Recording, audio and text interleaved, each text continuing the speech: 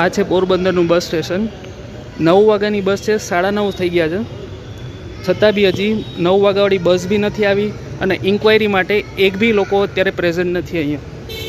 લોક કરી અને ફોનનું રિસીવર નીચું રાખી અને જતા રહ્યા છે. તમે આ વિડીયો જે રીતે જોયો અને સાંભળ્યો કે એક પેસેન્જર જે છે જે ગાંધીનગર બસની રાહ જોઈ રહ્યો છે અને 9 વાગ્યાનો સમય છે, 9:30 થવા આવ્યા છે, છતાં પણ જે બસ છે તે આવી ન હોય. અને મહત્ત્વની વાત છે કે જે બસ સ્ટેશનને જે ઇન્ક્વાયરી વિભાગ જે છે ત્યાં કોઈ પણ હાજર નથી.